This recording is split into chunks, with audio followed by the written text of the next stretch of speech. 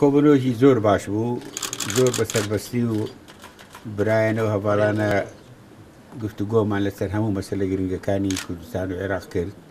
دەتوانم بڵێم لە ئەنجامدا بۆ بیر و بۆچوونەکان زۆر لێک نزیک بوو.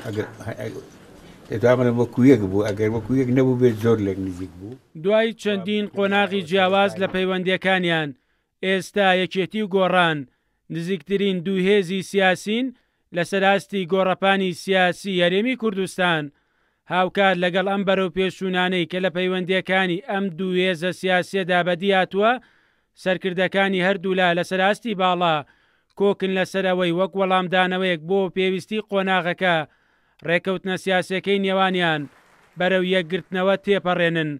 لەو بارەیەوە قادر حەمەجان ئەندامی دەستەی کارگێڕی مەکتەبی سیاسی یەکێتی بۆ کورسات نیوز دەڵێت یەکێتی پێشوازی لە یەکگرتنەوە دەکات. بەڕەسمیش ئەم بابەتیان لەگەڵ گۆڕان باس کردووە. کە ئێستا باسیێواکرێ یەکگرتنەوەی یەکێتی و گۆڕان وەفدی یەکێتی نیشتیمانی پێش ڕێکەوتنی سیاسی نێوان یەکێتی و گۆڕان ئەم بابەتەمان باس کردووە.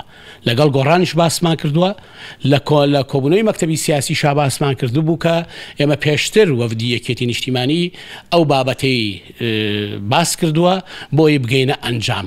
هەل لە کۆبوونەوەی سەرکردایەتی شا بوو دوو ئەندامی سەرکردایەتی یەکێتی نیشتیمانی کوردستان پێشنیاری ئەویان کرد کە سەرکردایەتێکی هاوبەش لە نێوانێکێتی نیشتیمانی کوردستان و گۆڕانە دابرێت. لەبەرەوە یەکگرتنەوە کارێکە هەنگاوێکە بۆ خزمەتی خەڵک، بۆ خزمەتی ناوچەکەمان و لە هەمان کاتشا بۆ ئەوەیە کە لەگەڵ لایەنە سیاسەکانی ترە بگەینە ئەنجامی گفتوگۆی باشتر پتەوتر بۆ خزمەتی خەڵکی کوردستان.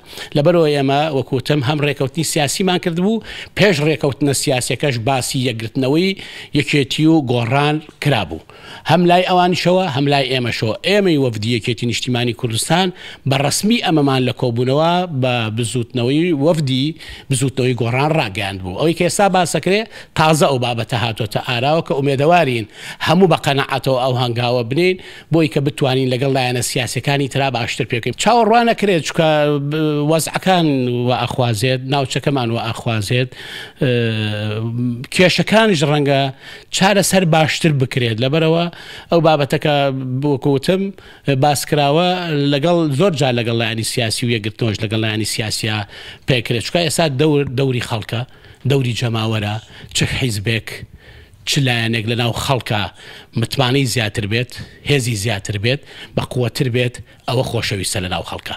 لەبەرەوە پێویستە ئێمە هەنگاوی ئەوە بنین کە بتوانین چارەسەری کێشەکانمان بکەین. هەرێمی کوردستان ڕوبەڕووی کۆمەڵی ئاڵنگاری جدی بۆتەوە، لەوانە ئاڵنگاری ئابووری، ئاڵنگاری سیاسی، ئاڵنگاری جەنگی. ئەم ڕێکەوتنە وەڵامدانەوەیەکە بۆ ئەو ئاڵنگاریانە. بزوتنەوەی گۆڕان سەبارەت باگەری یەکگرتنەوەیان لەگەڵ یەکێتی بۆ چوونێکی جیاوازیان نییە، بەڵکو نزیک بوونەوەی زیاتریان لەگەڵ یەکێتی بە پێویستێکی قۆناغەکە دەزانن، زیاتر لەوەش پێشبینی دەکەن ئەگەری یەکگرتنەوەیان ناوسەنگی هێز لە کوردستان ڕێک بکاتەوە.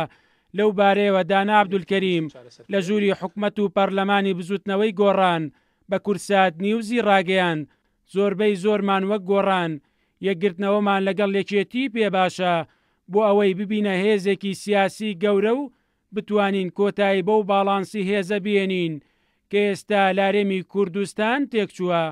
لە پاش ڕێکەوتنە سیاسەکان قۆناغێکی نوێ لە پەیوەندیەکانی یەکێتی و گۆڕان هاتووە تاراوە.